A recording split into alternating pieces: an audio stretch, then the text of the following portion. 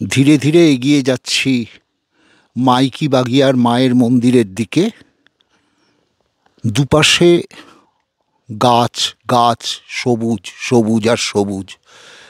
দেখতেই পাচ্ছেন আপনারা, রাস্তাটা একটু ঢালু হয়ে চলে গেছে মায়ের মন্দিরের দিকে। সুতরাং আমরা এখন এগিয়ে যাচ্ছি মাইকি বাগিয়ার দিকে। দূরে মন্দির দেখা যাচ্ছে। আমরা মন্দিরের মধ্যে আর এই সমস্ত ফটো তোলার সরঞ্জাম নিয়ে ঢুকবো না। মন্দিরের বাইরে থেকেই প্রণাম করে আমরা এগিয়ে যাব।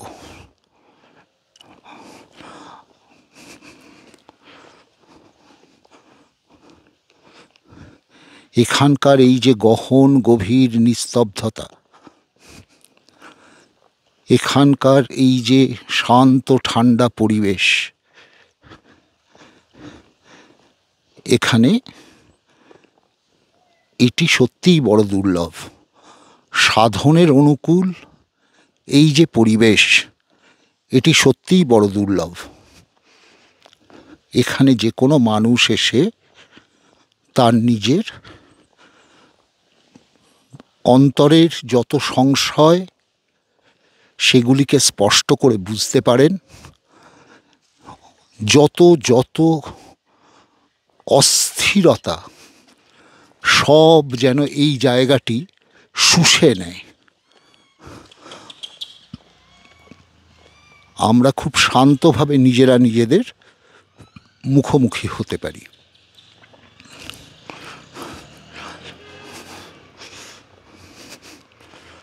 মাইকি বাগিয়া, যেখানে কন্যারূপে মা খেলা করতেন। আপনারা দেখুন, তারপর আমি আবার কথা বলবো।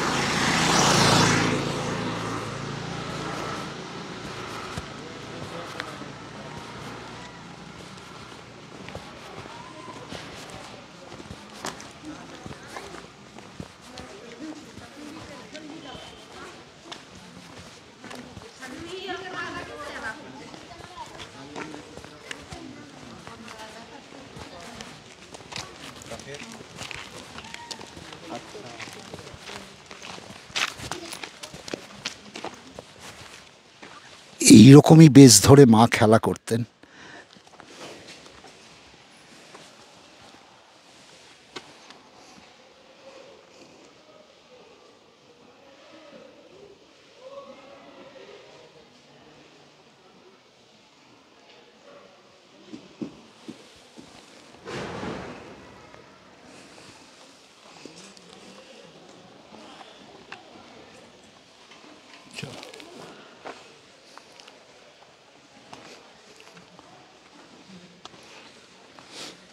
প্রথম যখন মাইকি বাগিয়া মন্দিরে এসেছিলাম তখন তো এরকম চেহারা ছিল না।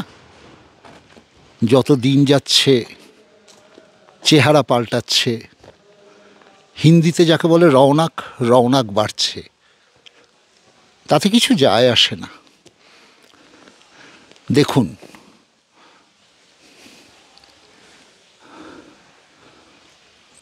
कबीर दास जी के तपोभूमि कबीर चबूतरा, गुरु नानक साहेब के तपस्थली विशाल वटवृक्ष, चंडी गुफा, भृगु कमंडल, धूनी पानी, सोन नदी की उद्गम स्थल, सोन घाटी, अनंत दृश्य, এইগুলি এখানকার। এখান থেকে ধুনিপানি যাওয়ার রাস্তা 8.5 কিলোমিটার ট্রেকিং রুট, সেটাও বলে দিচ্ছে।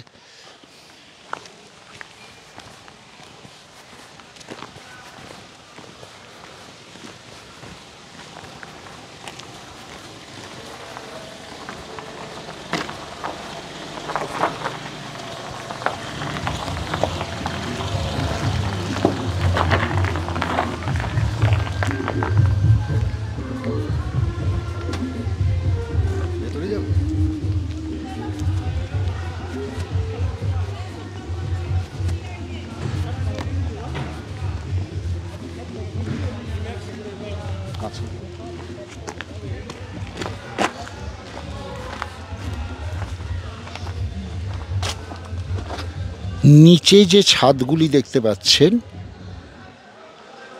সেগুলি হচ্ছে প্রকৃত মন্দির। এই যে লাল টিনের যে ছাদ দেওয়া, সেটি প্রকৃত মন্দির। ওইখানে দেখছেন মা নর্মদার মন্দির করা আছে,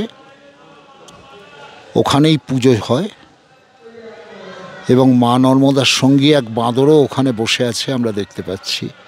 এরকমই নিঃশঙ্কভাবে এখানে বাঁদর, মানুষ, হনুমান সবাই বসবাস করে। এ এক অদ্ভুত জায়গা। আমরা বলি অমরকণ্টকে গরু গুঁতায় না। আর এপাশে যে জায়গাগুলি দেখতে পাচ্ছেন এগুলি পরিক্রমাবাসীদের জন্য ব্যবস্থা করা আছে। পরিক্রমাবাসীদের এখানে প্রথম রাত্রিতে অন্ততপক্ষে কোনো অসুবিধে হওয়ার কথা নেই।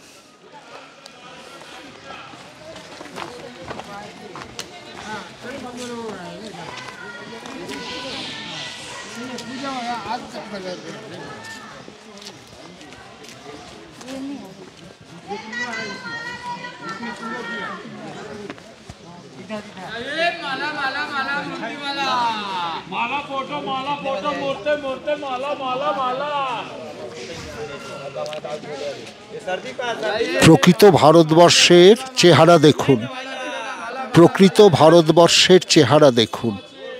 কাউকেই কি দেখে মনে হচ্ছে ভয়ঙ্কর উচ্চশিক্ষিত, ভয়ঙ্কর বড়লোক?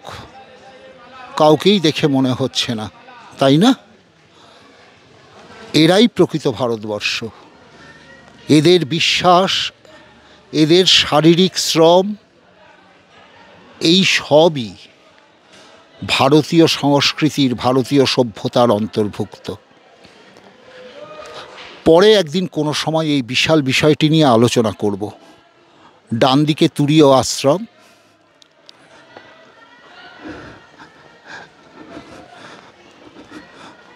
আমি বলেছি আপনাদেরকে যে বহু সাধু এখানে থাকেন।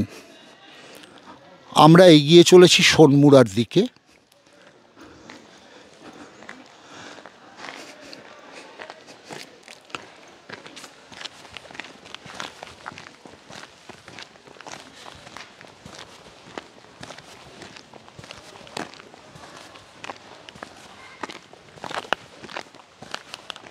আমাদের বাঁদিকে কৈলাসপুরী আশ্রম আপনারা দেখতে পাচ্ছেন, এবং এখানে এক নাথ বাবার, এক সিদ্ধ নাথ বাবার সমাধি আছে।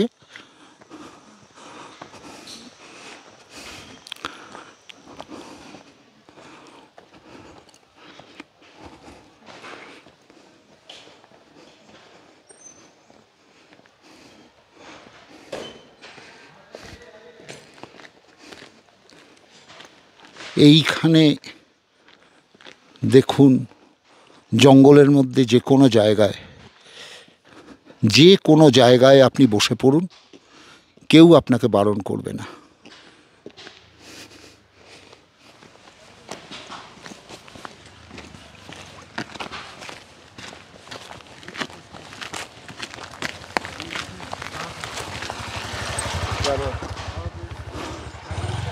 সাধুদের কুটিয়া দেখুন, এদিকে দেখুন কিভাবে তাঁরা থাকেন।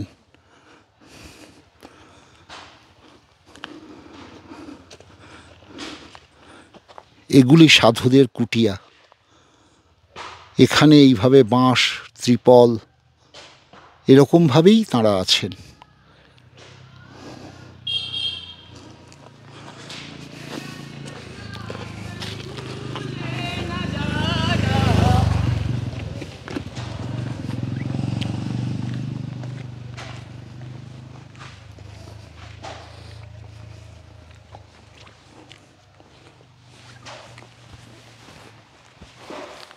আমি বন্ধ করে নেব।